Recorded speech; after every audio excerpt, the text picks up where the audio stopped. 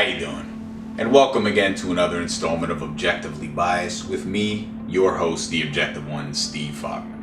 And today it's all about the NBA. Eastern Conference Finals, Western Conference Finals, where I was wrong, because I picked San Antonio to be in the finals.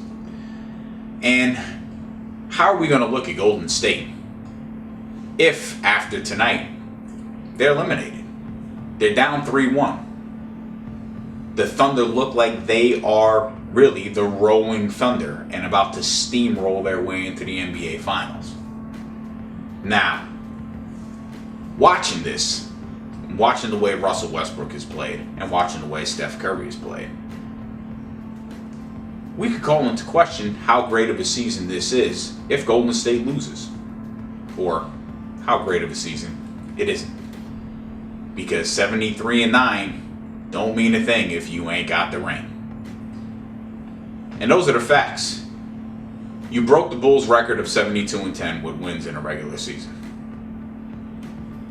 You have back-to-back MVP winner in Steph Curry. You are the defending champions. And you have gotten your asses cooked by Russell Westbrook and Kevin Durant and the Oklahoma City Thunder. Now, I don't want to sit here and pat myself in the back quite yet because Steph Curry could catch fire and make this a series. But I said it before, I don't believe Steph Curry is an elite scorer. And while he was the MVP of the league, Golden State proved they could win without him. So in this particular case, I'm going to focus on Russell Westbrook and what he has done to change the dynamic of this entire series. Because his aggressive play, his smart decision making, shot selection, and the way he has been able to incorporate not only Kevin Durant, but the likes of Steven Adams, Serge Ibaka, Enes Kanter, and get this Oklahoma City team running on all cylinders has been incredible. He's had an amazing season, and he's having a dynamic and magnificent playoffs. If Russell Westbrook was a top 10 player in the league, well, he's convinced me that he is now one of the 5 best. And if he continues this, forget it. He'll be the guy that's replacing LeBron James as the next great in the league for the course of the next 5 to 7 years. But OKC is putting it to the Golden State Warriors. Is Golden State going to be able to come back? Maybe. Only 9 teams have ever come back in playoff history down 3-1. Over 100 of them haven't. So the odds are not in their favor. And I'm not going to sit here and play around and go against the odds. I think OKC closes it out, whether it be tonight or 2 nights from now. The Oklahoma City Thunder, Russell Westbrook, and Kevin Durant, they're going to get their next shot at LeBron James. And why? Did anybody see the beatdown that occurred last night in the Eastern Conference Finals? Where LeBron James played daddy and used Kevin Love as a belt to completely and utterly whoop the shit out of the Toronto Raptors. I mean, they took the Adrian Peterson switch and beat the hell out of these guys. The Toronto Raptors had 34 points. 34 points in the first half. An NBA game is 48 minutes. Each half is 24 minutes. To put that into perspective, college halves are 15 minutes apiece. Over 50% of college teams score more than 30 points in a half. And the Raptors scored 34 in 24.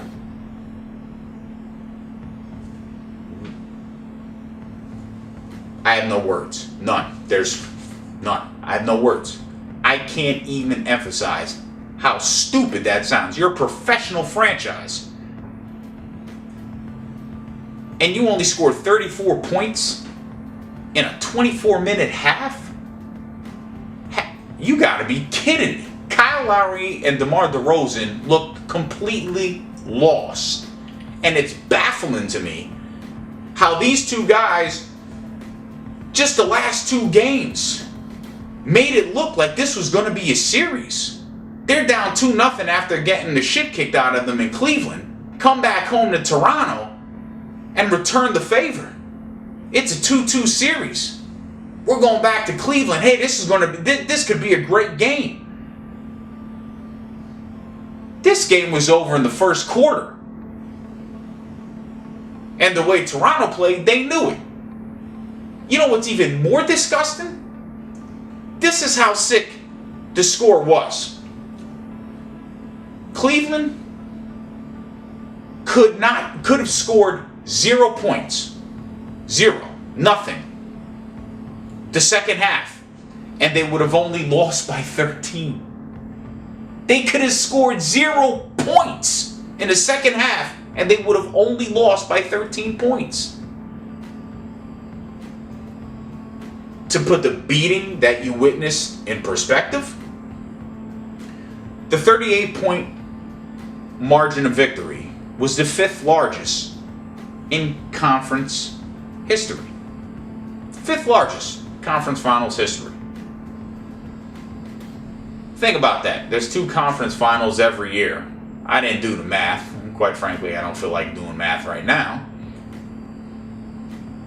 But just go back 30 years. That's 60 conference finals. And they got the 5th worst ass whooping in history.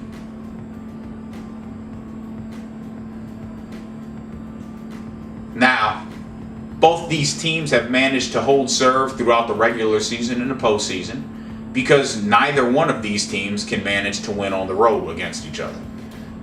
Cleveland was 1-2 against Toronto in the regular season, and the one win they got, it was a home win. 2 wins Toronto got, they were home wins. Go figure. So if this plays out, Cleveland goes 7, Cleveland wins, and it's Cleveland and OKC. Will it be an interesting finals if it's Cleveland and OKC? Absolutely. And in my personal opinion, Kevin Durant and Russell Westbrook will finally get the chip that they need to make it happen. So, let's see if it can happen. Let's see if Oklahoma City closes it out the way they should. Let's see if Cleveland actually closes it out the way they should. And we should be in for one hell of an NBA Finals. Probably one of the more entertaining ones we've seen in a long time. So, with that being said, I'm going OKC. And if I have to be wrong again, I'll be wrong again. But Oklahoma City, Russell Westbrook, they look like they're the truth. They look like they've got this locked. Thunder. Cavaliers. And I take the Thunder in 6. Now that leads me to my objective thought. And my objective thought isn't going to be basketball. Isn't even going to be a professional or collegiate sports. It's going to go to high school sports.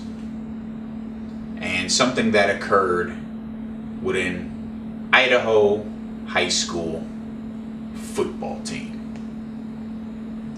Here's a little glimpse of it.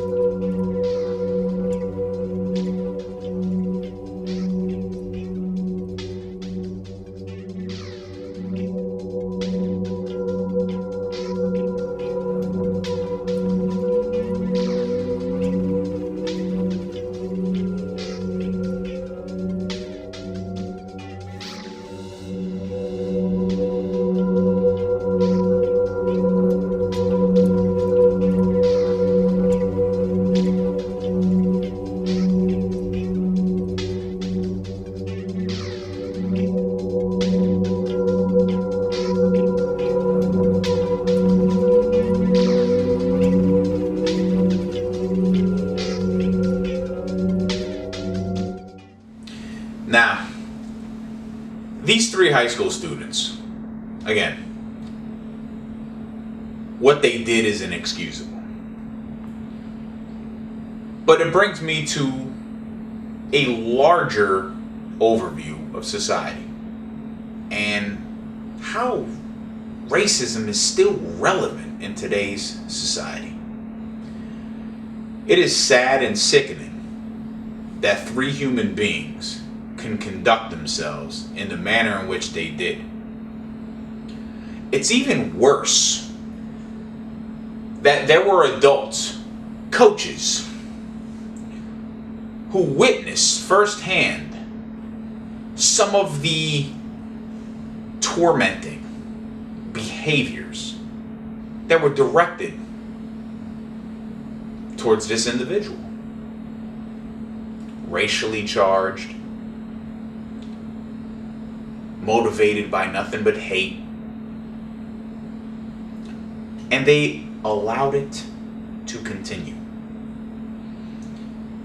And while these students absolutely deserve to be charged as adults and should receive life sentences in prison, quite frankly, for their just disgusting and demeaning behaviors, these coaches should be fired, should be charged as well, because they enabled this type of ignorant behavior to continue. Listen, I've played sports before, high school, college level. Coaches know what's going on. You know your locker room. And if you don't, then you've got Stevie Wonder eyes. So they know what's going on. They knew what was going on. And they turned a blind eye to it.